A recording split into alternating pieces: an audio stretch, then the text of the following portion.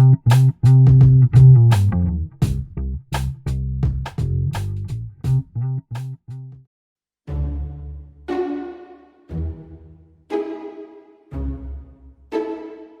have a new member. My name is Henry. So, Henry, you're a group virgin, huh? There's nothing under the sun that you can't talk about here. I'm jealous. I'm overzealous. I haven't talked to my dad in like 15 years. He left when I was 10. I don't talk about my dad. I get angry. Baby, believe me. You have a really hard time accepting love. I guess I just want you to see me. But you don't judge me. I went to a bar, and a man came up to me, and he mistook me for a call girl. And I played along. I got issues, but you got them too. I feel crazy saying this. Outside of here it would be crazy, maybe. Yeah. But inside here, where it's safe, you're just talking. Yeah. What's crazy about that? Here we go. What is he doing here? In this process, you're going to find yourself participating in exchanges that you don't have in polite company. I think I should leave. What exactly happened between the two of you? This feels really violating. It's not like a dinner party. I put all my cards on the table. How many more things do we need to hear? You're really being an asshole. I don't trust you remotely. You're here to engage people. If someone doesn't like something, it's their job to tell you. Welcome to group.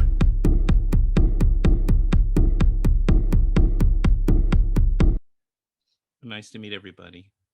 Nice to meet you. Good to meet you. Thank you. I mean, I really haven't met you, but I feel like I to some degree I know everybody by now by watching the series. So it's fun having you guys on. Did you get a chance to see the other episode that I did with those guys? So you kind of no. I did. Yeah, Gabby, we'll wait for you to watch it, and then we'll just stay here till you're done. It doesn't matter. It's okay. I just would give you a little bit of an idea of my typical style, which is awkward and I don't know, clumsy. But anyway, it's great to have everybody here. And I really enjoyed it. At first, my reaction, I think I shared this with Jack and Alexi, but at first I was like, well, this is kind of like, oh, these are actors, and and it's kind of, I can see that they're all from acting school, and they're all really theater actors in particular struck me. And then I'm like, within minutes, I was totally, completely sucked into the whole thing, and just completely bought into it, and felt like this is absolutely a very, very special, unique thing I've never seen before. And I thought you guys really were doing something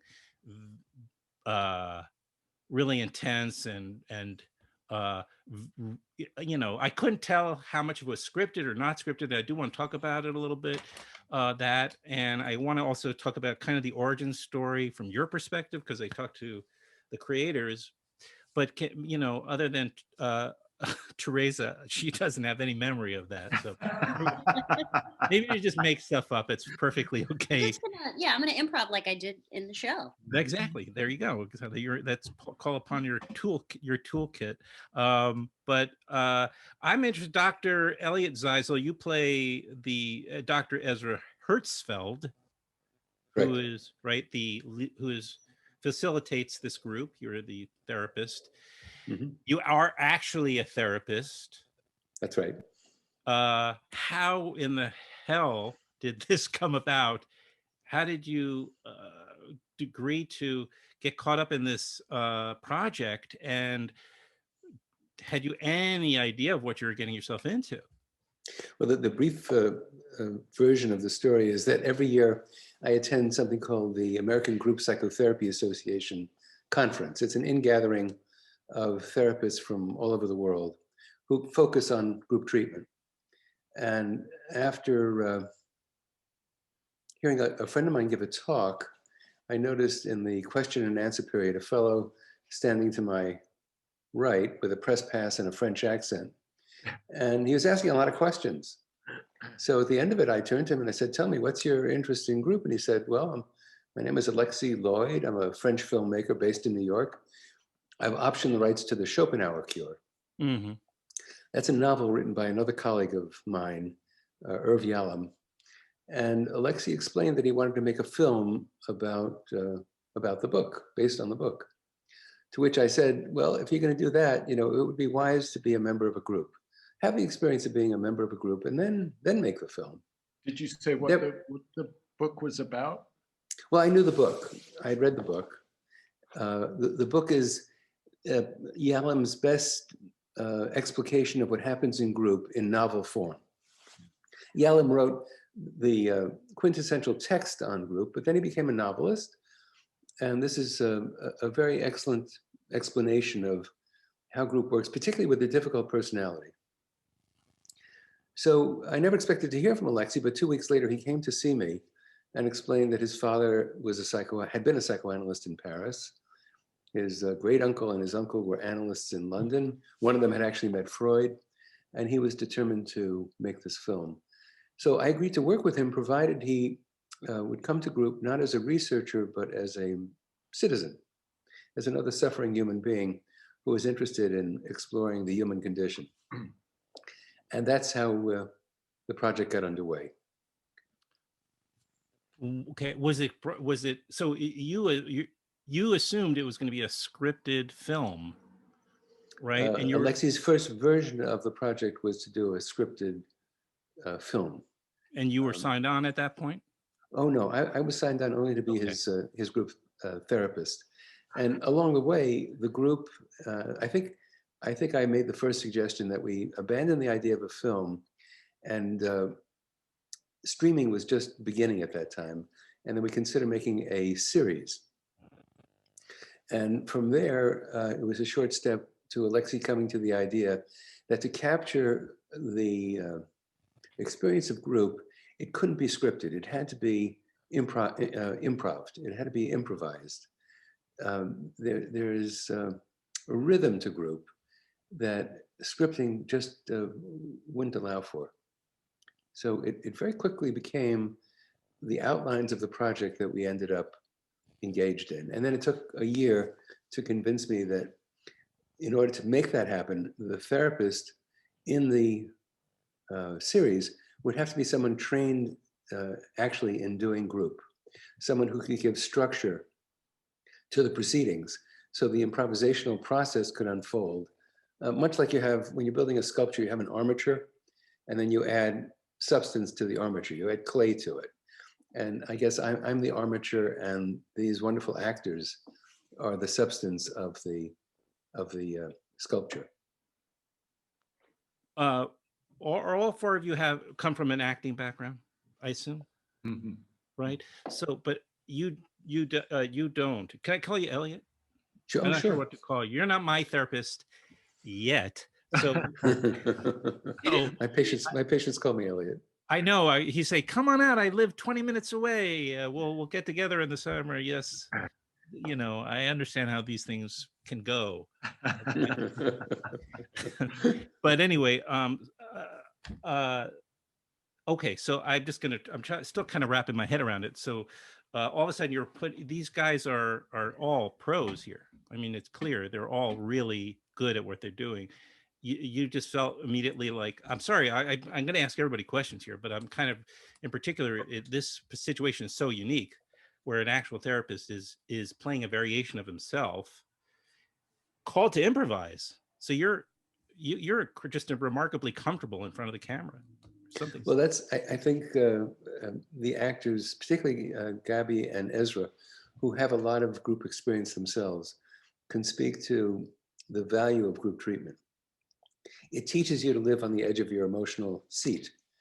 So although I have no training as an actor, in fact, many of the people here and many people in the cast would ask me about my acting credentials. And I would say, well, look, I never went to acting school, but I've been reading my lines for 45 years. And I was trained to live in the moment as much as possible. Can I add something to that? Yes, anybody can jump in, by the way. Because Elliot, you've described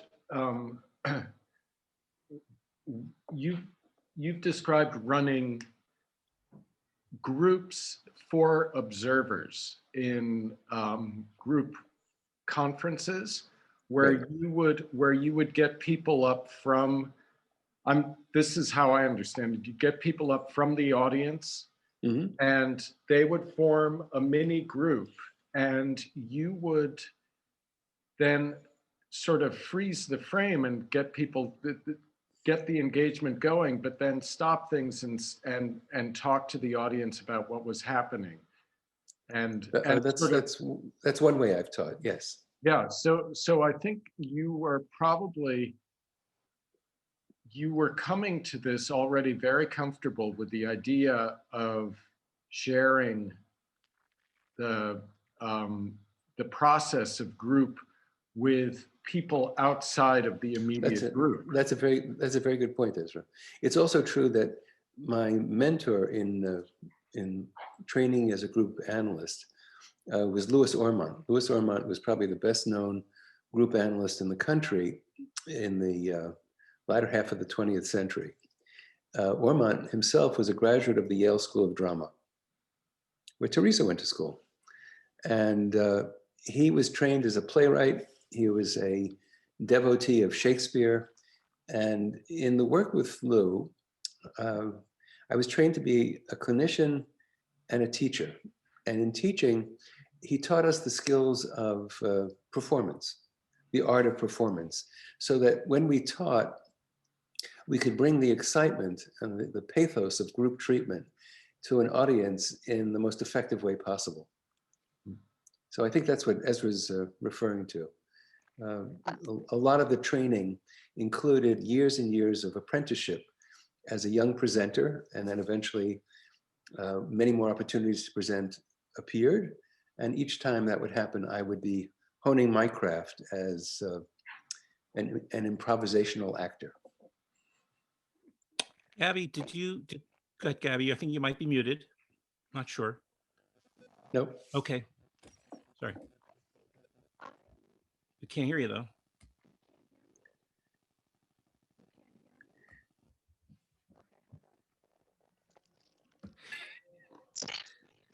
Now we can hear you.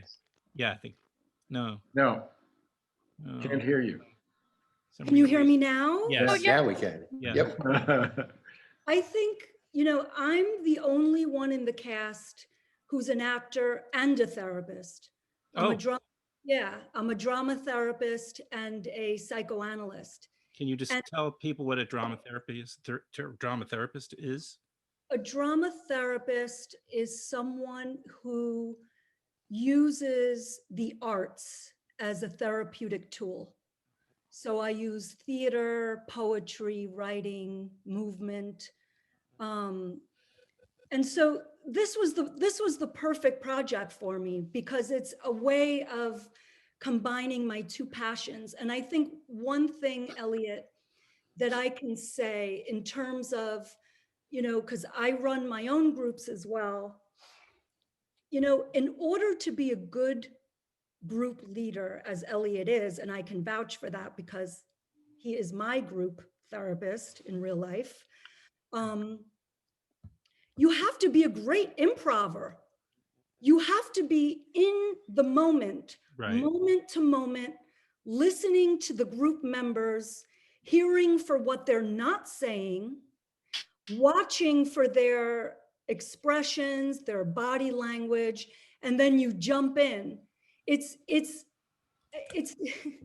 improv to the max every single session. So I think, Elliot, that you're at home. You're at home. It doesn't matter whether you've trained as an actor.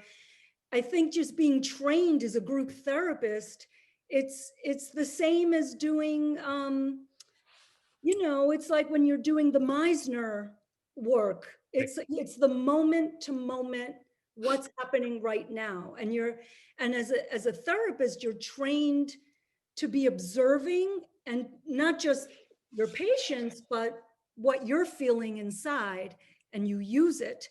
And I think that who's more skilled than Elliot to do that? So I think that, you know, we've got a great actor here because he knows how to be in the moment to moment world that we're in and respond. Am I right, Elliot?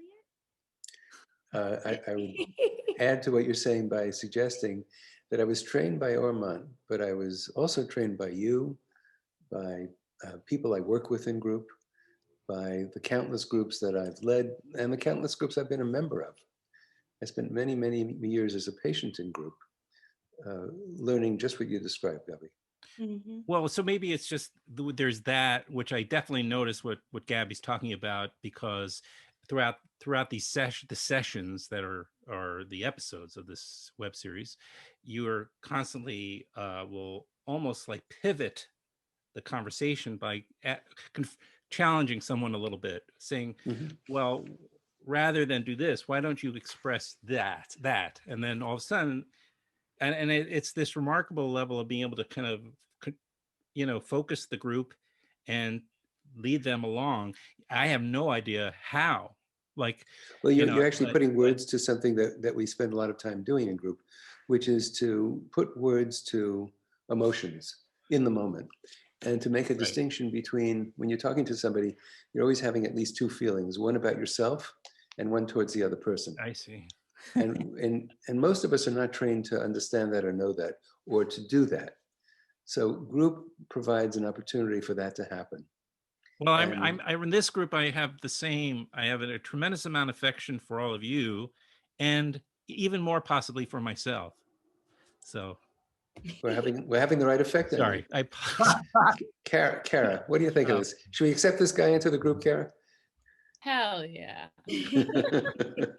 Bring in the cat. Rockham says yes too. Ooh, wow. I just made a joke and there's the cat. Not the first cat, but I've had on here, by the way. So, well, it's certainly a comfort level, which kind of helps.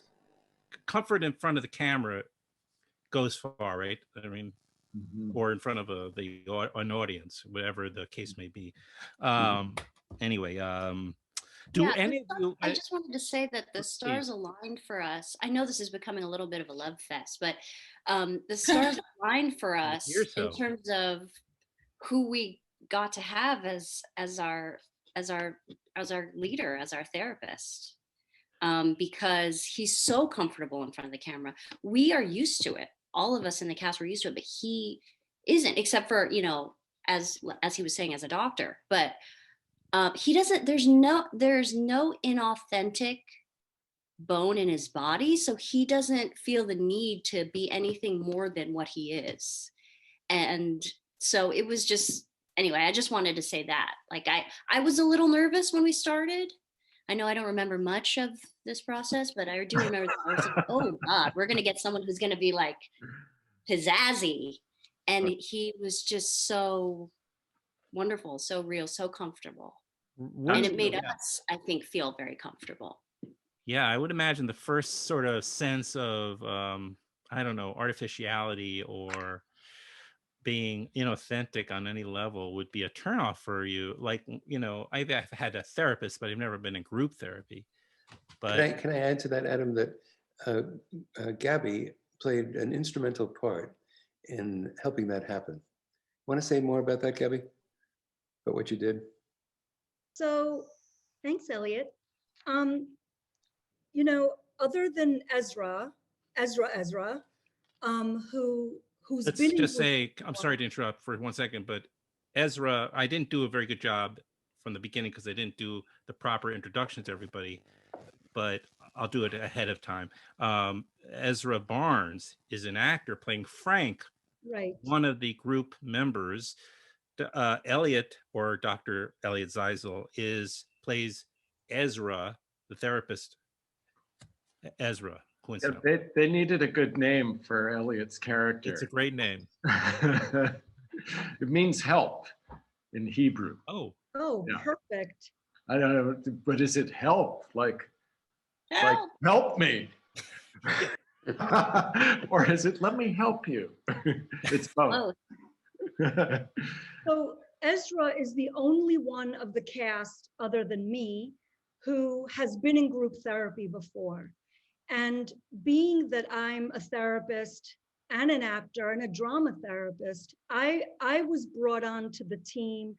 You know, when I was brought on, I was not sure that I was going to be acting in this piece. I thought I was just coming on to help create this group, right? So my role really started way in the beginning with casting, because we couldn't just cast your everyday type of actor. We really needed to find people who were willing to participate in a therapeutic process.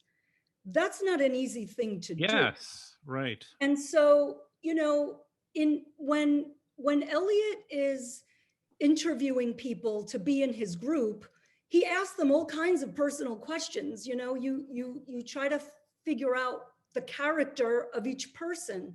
Here, we're trying to find the person inside each character.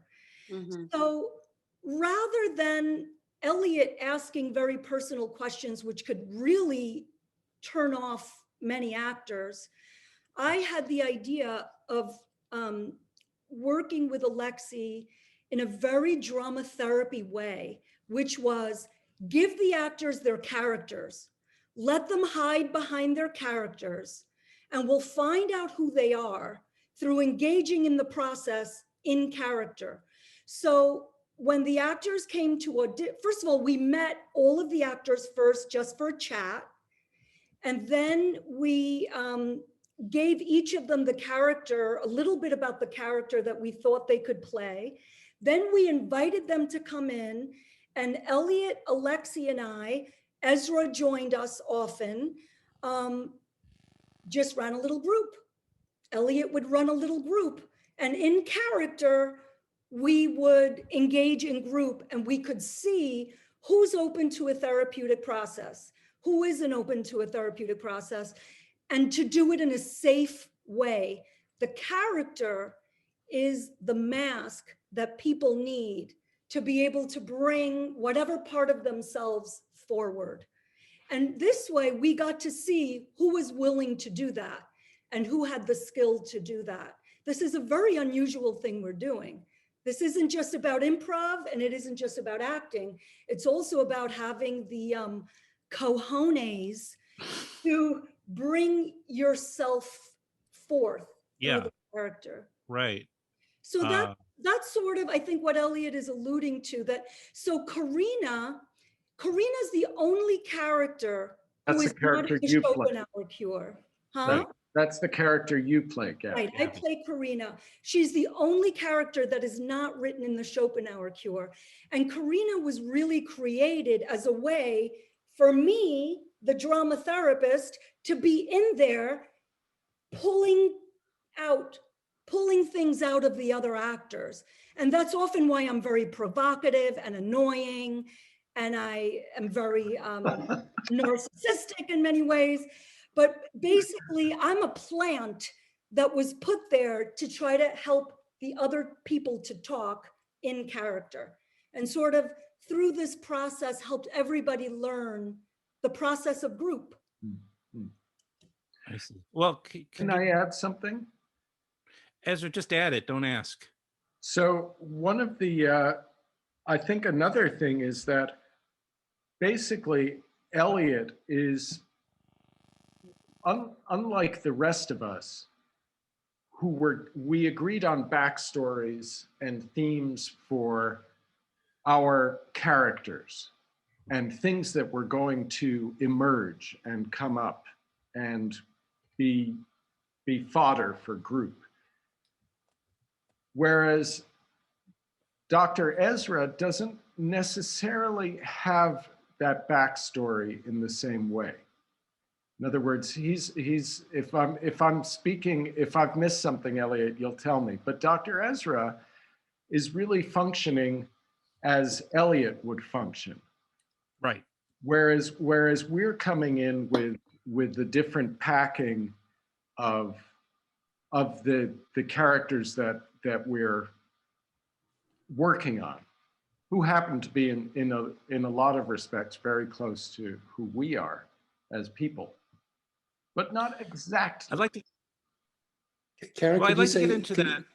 can I invite Cara to say something about what you remember of the rehearsal process? Because the rehearsal process that Gabby described, that went on for close to 3 months from start to finish. Yeah, well, that made me think of what Gabby, I was thinking about my own audition process, and how it was like it was just a perfect, I want to say perfect storm, but that implies something negative, right? So a perfect. That's okay. We welcome that. We welcome I was that. just personally, I was just embracing my own journey with psychotherapy. And so to be invited into this project where you're going to have to draw on your own experiences, and it's in a group therapy setting, it's loose enough that, you know, like I said, you're gonna have to draw from stuff that's happened to you. It was just kind of like, oh my God, I sometimes I feel a little spoiled by having been a part of this, because I got to do something so, like, the coolest thing as an actor that I've ever done, for sure. But then also as a human being, I've noticed that the way I exist in interpersonal relationships has been helped by things I've learned through group.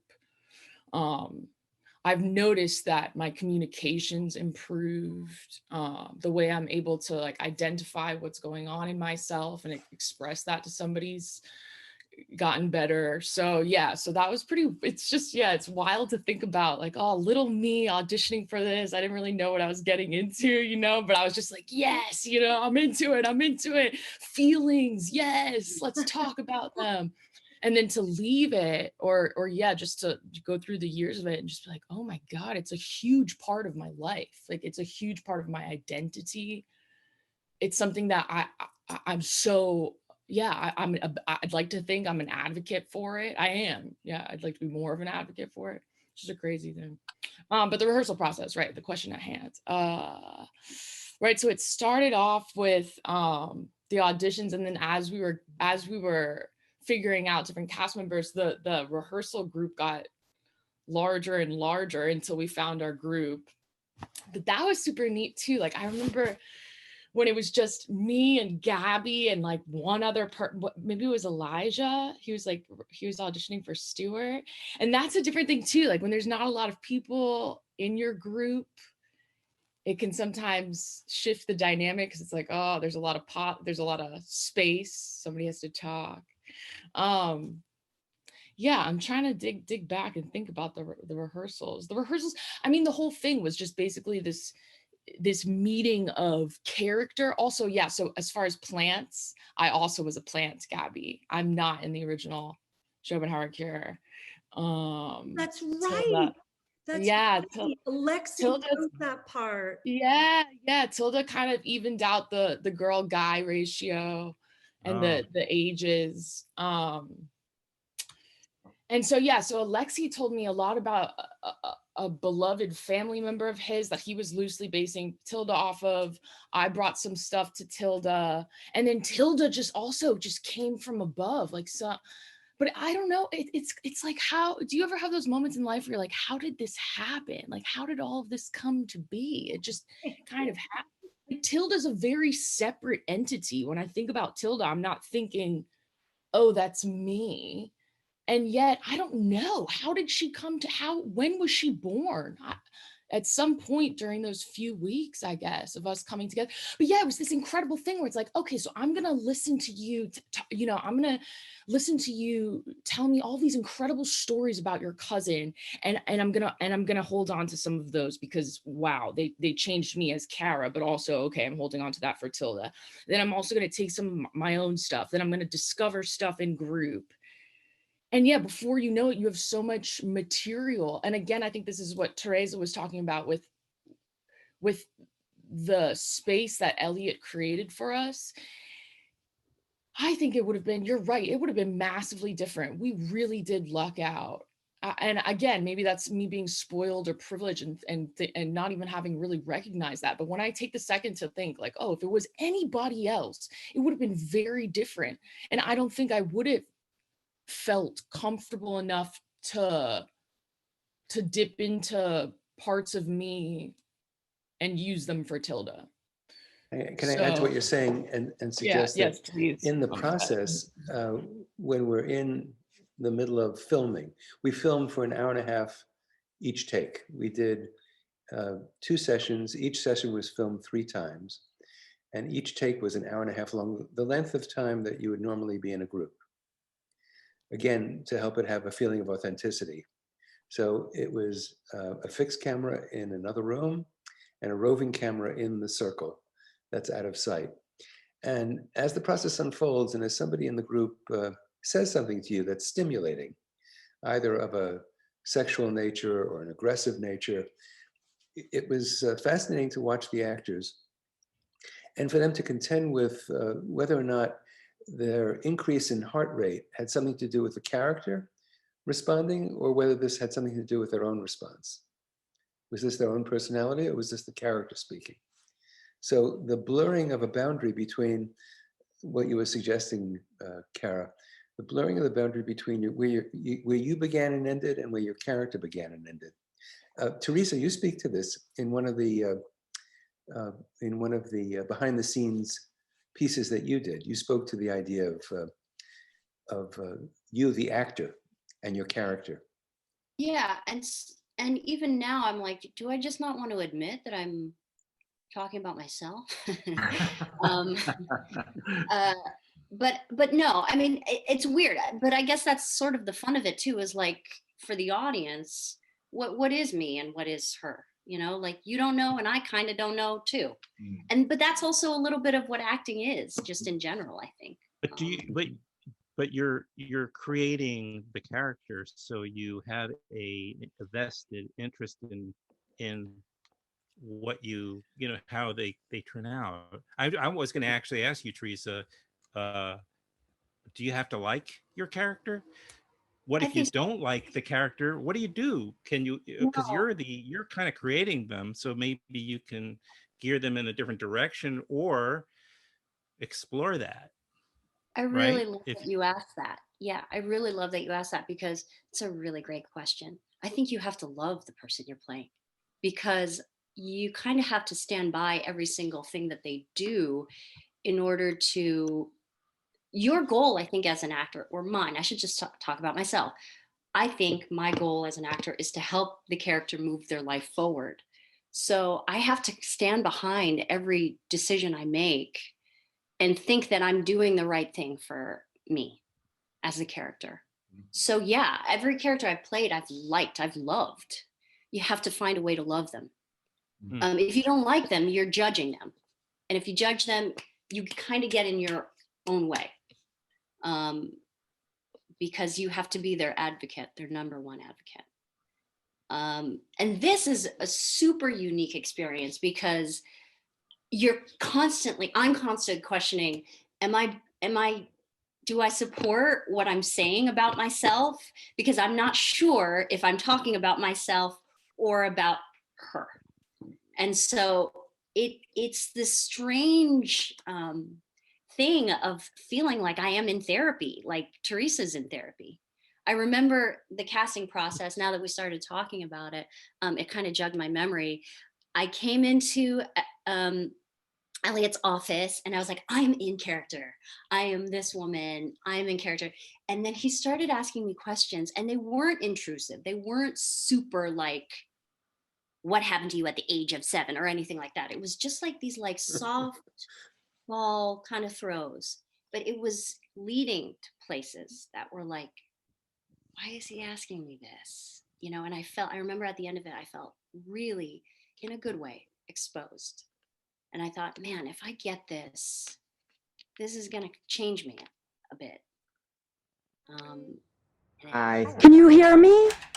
I just feel trapped and I'm scared. The truth be told, you were trapped before COVID, and now you're trapped with COVID. Activism just isn't marching, protesting. Yeah. I didn't just learn that racism started yesterday. I haven't been touched in 2 months. I also have been going on dates. You have an expiration date? I don't really want to talk about this right now. Okay. I guess we all have expiration dates, right? You know what? I'm pissed at all of you. I am fucking miserable and I'm owning it. I'm angry at you. I think you really, because I think you milk your shit sometimes. Have your relationship in front of these people, and let's see what happens. I feel my heart beating fast. I feel it in my loins. I feel it like everywhere, but I also feel like panic in my head of like, what are you getting into? I get in the car right now and drive to New York. I don't fucking care. I'm breaking rules left and right. What are you doing, Frank? Are you having an affair? I'm kind of turned on by your vulnerability and your boldness. I'm not ready to go back to rules as normal because the world isn't rules as normal yet. It's a new world. It's a different world. Can you say something more about how it changed you? It's a little bit like what Cara said. You know, I am more mindful about how I behave in the closest relationships I have in my life. That's wonderful. Like, why am I saying this? Or, oh shit, I did that or I said that, and I think this is why I did. I think that this also speaks to the kind of safety that was created by Alexi and by Elliot. And I will put myself in there too, because in many ways, you know, there were 3 therapists in the room. And, you know, look, we've all been on various sets. And I think that the safety that was created here is what allowed for this hybrid of ourselves to be able to be born here.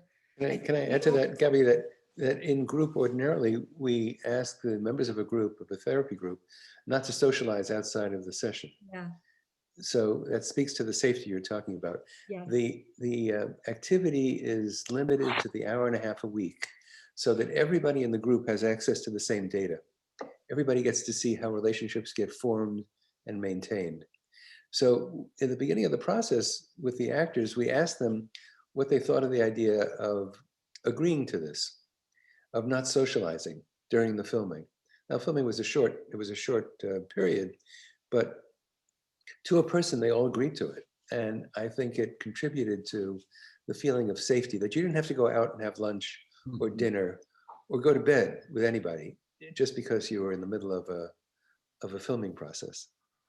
Yes, unlike the usual. Yes. Oh. Jesus, I never get any sleep. Ezra, do you feel like do you feel like your character, Frank, is close to you or like you, or do you feel like, is there an advantage versus a disadvantage, especially because you're doing excavative work, or your character is, to make that character closer to you? Is there an impulse to do that? Frank is very close to me. Frank has issues related to getting older and to his place in the world and his place in his family. And those are all, as a professional actor for over 35 years, those issues are very present. Or I would say professional actor, director, teacher. So a lot of that is very current for me. I would be, you know, if I'm working on any scripted role, I'm going to be looking for that anyway, whether it's an improvised thing or not. So there was something else in your question that I was intrigued by, but I forgot. Yeah, that's typical. It's not unusual. What was your question? Say it again. Oh, I just was wondering if it would be an ad. It would make sense to me if I were. Here's what I wanted, Adam. Actually, here's what I wanted to say. Yes. something that I'm contending with, because I have been in group therapy, is that I think sometimes Frank I would like it. Now, see, here's my own arrogance coming into play. I would like it if Frank isn't always as knowing as I might be. Because Frank is in a more perilous place in a lot of ways. Like he's got drinking problems, he's got marriage problems.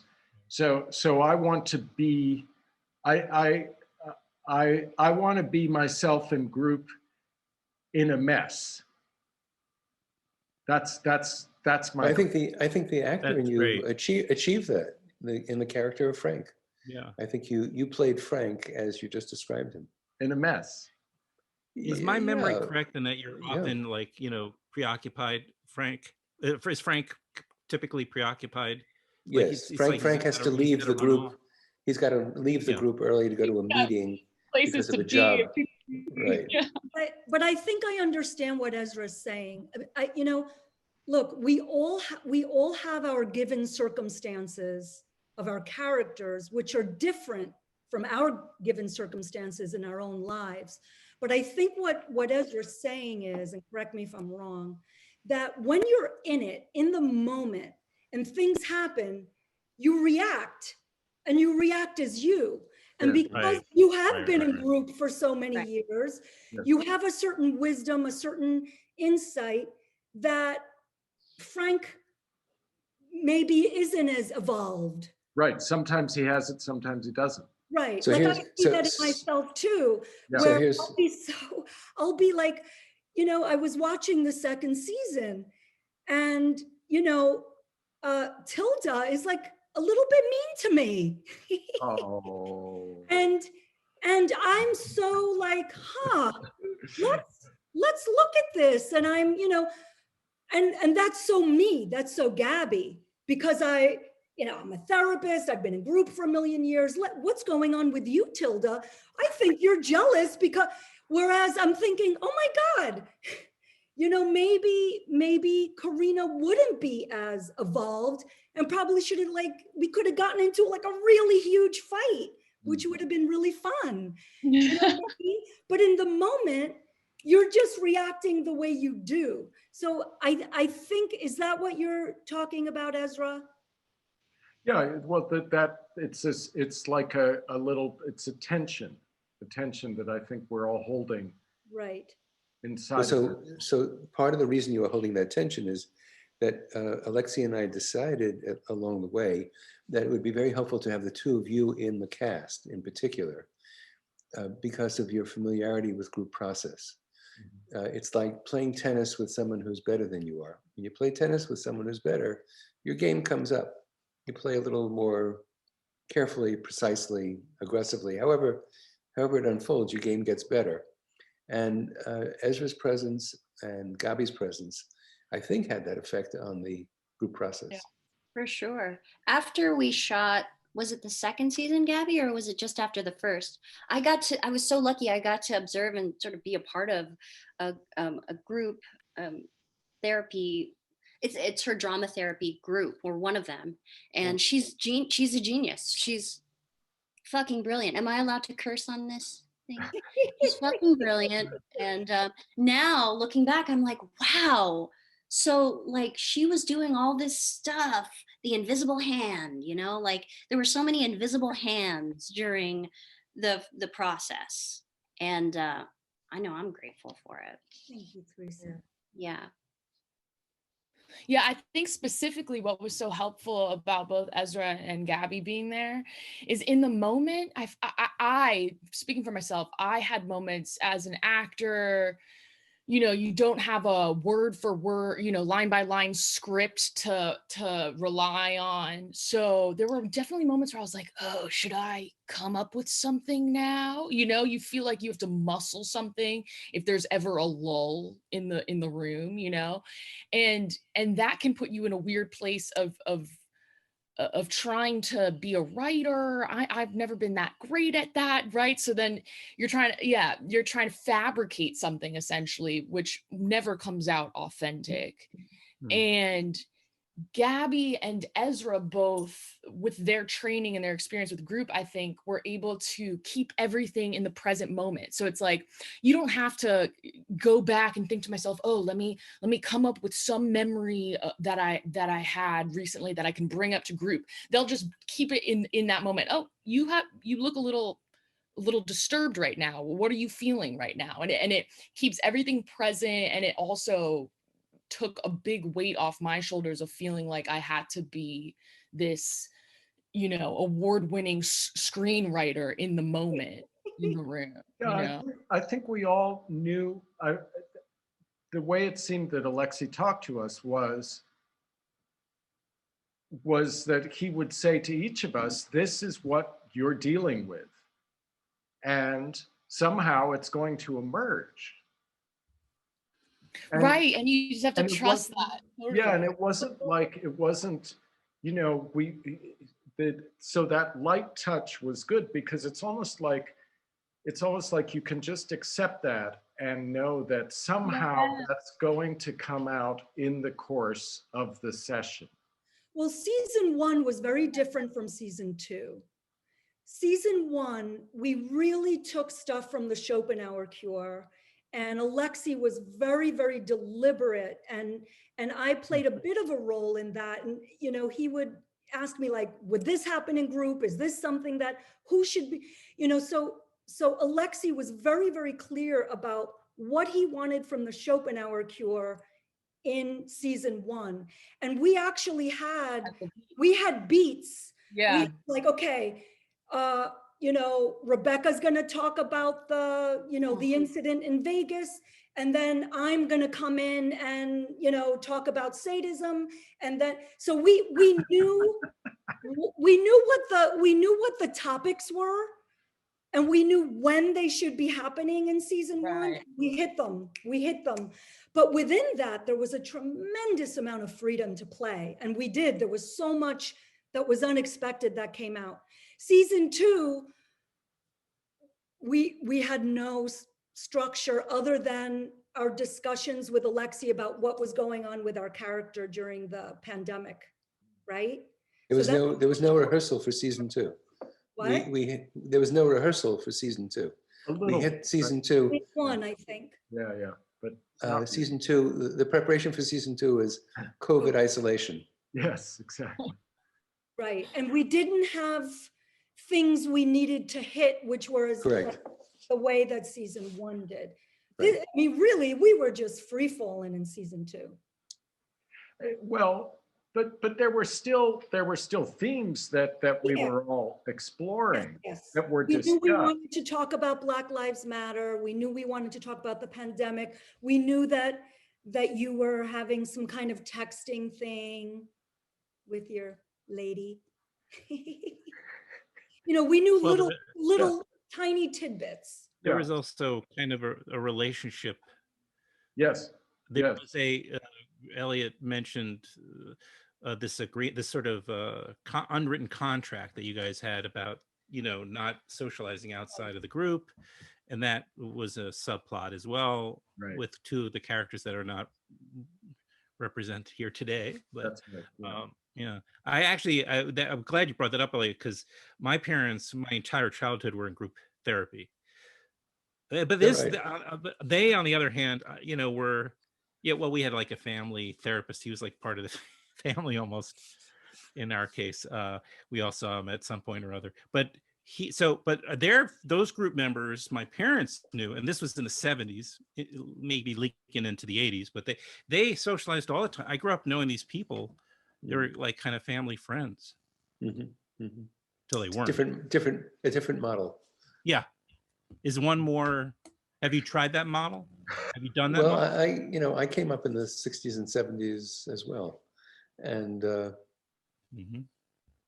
was a lot of experimentation in the way group was performed, the way group was conducted in the 70s and 80s for sure, and I'm familiar with those other models, but believe that this particular model, this modern analytic approach to the work, provides the group with the most safety and with the most rich opportunity to develop an understanding of yourself and your relationships with people. I don't know of a more effective psychodynamic model. There are other psychodynamic models that bring a great deal of understanding to that very process. But I think we distinguish ourselves when it comes to developing self-knowledge and a capacity to relate to other people. Well, it has to inform the dynamic of the group. If you're becoming close friends with, say, one of the people or two of the people, well, and exactly. then other people might feel left out of that dynamic, it shifts. Right. It complicates the action in the group process. Within the group. Yeah. Yeah. So friendships and alliances do occur within the group. Oh yes. But you can explore that. You can fall in love and fall into hate very readily. In one session, I might add. What's amazing is that we're discovering those relationships in the moment as we're filming. Right. You know, season 2 was also so unique in that, you know, Elliot did have COVID in real life. Ezra did have COVID in real life. I had COVID in real life. And so a lot of what was happening was this hybrid, again, of our characters and ourselves dealing with the actual blows of this pandemic and helping each other through. You know, it was wild. It was wild to talk about all these things that were real. And in keeping with that, I did lose my mother during my hospital stay. That was real. And the question of how much a therapist reveals to his patients about his own life, his own process, is a constant tension that the therapist holds. So in that moment, the group provided me with an opportunity, because losing my mother the way I did was just a miserable experience. I had to bury her from my hospital bed over Zoom. There was no mourning period. I have 3 siblings, and there would have been a shiva, a week-long mourning process that would have involved community. None of that happened. So this group, this improv group that I was meeting with again, provided me with a moment where I could truly feel into the moment, into the process of coming to grips with the fact that my mother died at 99, probably of COVID. Oh. Yeah, there's a sense that the group members both look up to you as a sort of a paternal figure, but also one of the group on some level too. They'll demand things of you, you know, as well. You're both of the group and apart from the group at the same time. Yeah, that's the tension you described. That's one of the tensions. What's your motivation for bringing something up that's personal? Is it helping the group? Wonderful question. Is it helping the group or is it helping me? Is it helping the group or is it doing both? Is it helping the group know something about, you know, can I talk the talk and walk the walk? If I'm doing the work, have I done the work myself? And am I free to embrace life in all of its complexity as it presents itself? Well, the name of the series is called Group. If you're watching, you haven't figured it out yet. And you can easily find it by going to YouTube and searching Group the series. It comes up first. Yay. And both seasons are available. There's also some very, very interesting extras with one-on-one conversations with, I think, just about all of you guys at this stage. Worth watching after, I think, for further insight, including Elliot. There's also an interview. You know, subscribe if you're watching, because it's fascinating. And being in my position is great, because I can watch something like that and then meet everybody, talk to you, and have this process, which is like a gift to me. Thank you all so much for participating in this and sharing your experiences with me as well. Well, thank you, Adam, for having us and having this process unfold today. Look, is there I guess the question is, and maybe we can have a little epilogue if Jack is, or I don't know if Alexi's still editing, but maybe it can pop on, let us know about Season 3. What's in the works? Are we waiting out the COVID and seeing if We have ideas. Post-apocalyptic, and we're all in right. Alexis, you want to say something about where the project is headed? Completely secretive. Okay. But there is a lot in store for all the characters. It was on purpose, but intentional that what we did last July. I wanted to have less of a let's say narrative agenda, because I wanted to keep it for our following episode, our following seasons, our following possibly bigger picture TV season. Just don't jump the shark. That's all I ask. We won't. It's all written. Where everybody goes on a vacation together, and they're, that's where things usually go awry. Let us do that. Don't worry. Not allowed. Henry Winkler is going to be in the group. He's joining the group. No, it's a wonderfully flexible formula once the characters are well created. And there's a lot that can happen that is scripted. Actually, there's quite a bit that is scripted. I want to have as light a touch as possible in directing exactly how and when. But it is definitely going in a certain direction, and there is a narrative arc. And let's say you've seen not even 10% of what we have in store. Truly. I like that. Yay. Yeah. Alexi, I like what you say about the light touch. It's like, and I think it's sort of such an enjoyable and refreshing thing, because why do more than is needed to be done for things to happen? And that's the, I guess, as I get a little more mature, that's what I look for in my creative life. Yes, when you direct, life. There are two things that you can do to control what's going on as a director.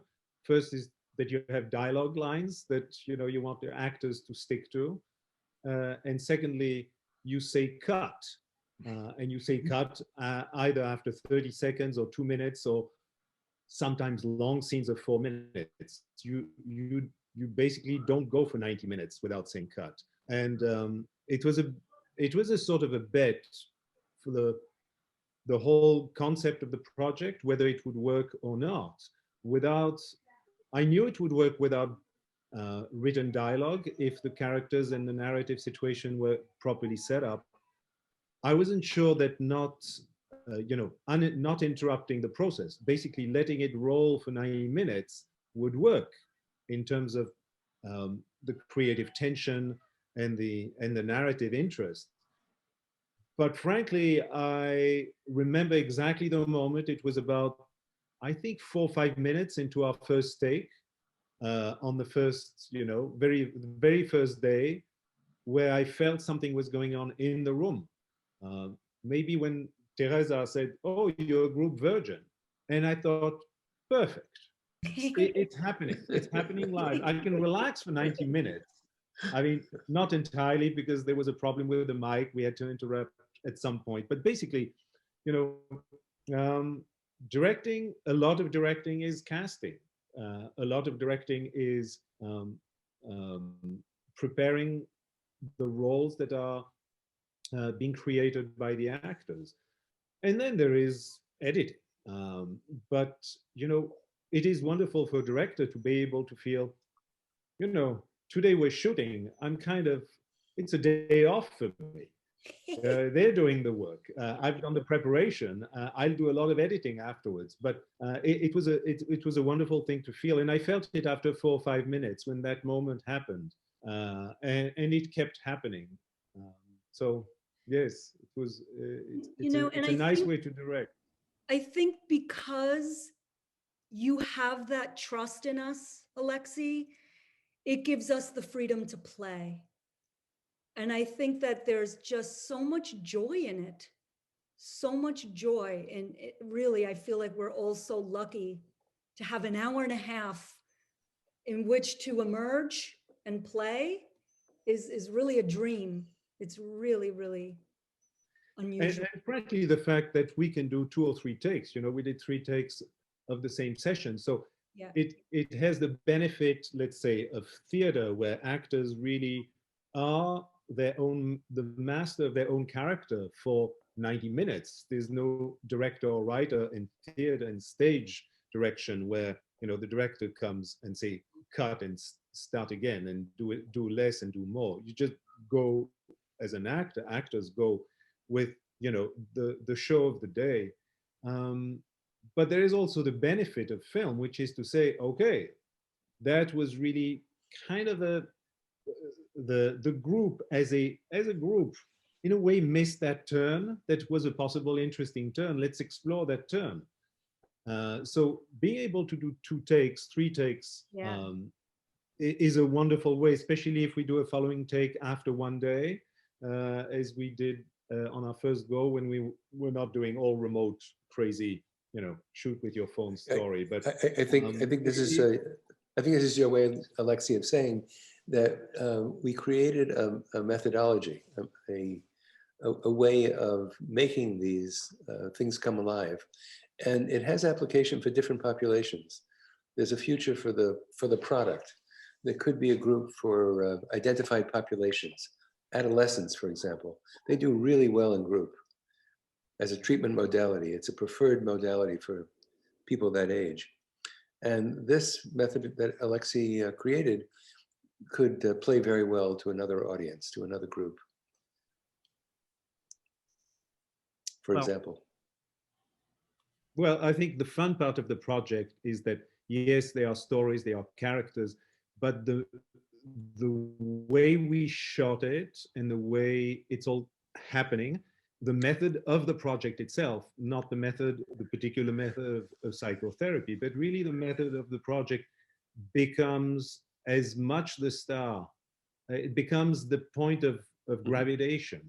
For the actors, it's an unusual process and an interesting one. For a director, it's a fascinating process to be able to direct that way. And for audiences, it's a different experience to watch that process as it is happening live in a way, even if it's highly edited afterwards.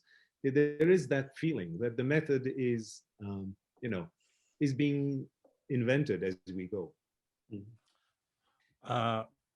Thank you, everybody. I'm going to wind it down for everybody's respect for everybody's time now. But what I think would be helpful to do is maybe do a kind of a faux intro. I'd just like to, just so we both have it, is like an introduction of everybody and their characters, because I didn't do that at the beginning. So I'll just go around and just introduce everybody, just for the record here. Dr. Elliot Zeisel plays Ezra, Dr. Ezra Hertzfeld, or Dr. Ezra, as everybody calls him on the show. Ezra Barnes plays Frank. Gabriela Kohen plays Karina. Teresa Avia plays Rebecca. And Cara Ronzetti plays Tilda. Thank you all. Great actors and great director, writer, creator here. Thank Adam, you. I have a question for you. Are you rather unorthodox, but go ahead. Are you related to Alan Chartoff? Is that? I think his name is Chartok. Chartok. No, I'm not. No. What? So no. No. But there's no, it's a rare name. I don't know how it's transformed over time, but I mean, before the last 100 or so years, but there was a comedian actress named Melanie Chartoff without the S, who was on a variety show years ago that was opposite Saturday Night Live. Oh, wow. Called Fridays. It was maybe before most of your time, but I only bring it up because she's still around. She wrote a book, and she's going to do I'm only bringing her on, and she doesn't know this, because we have pretty much the same last name, and I always asked her, "Are you related to her?" when I was younger. That's my great. sole motivation. But I'll bring on Alan as well. I have, only Alan is a neighbor. Adam, Alan is a neighbor up here. Oh, okay. Another He's a reason. Berkshire, and he's the head of the local NPR station. Yeah. Yeah, That's why Ezra was asking. Yeah. Right. Yeah. I know his show. Yep.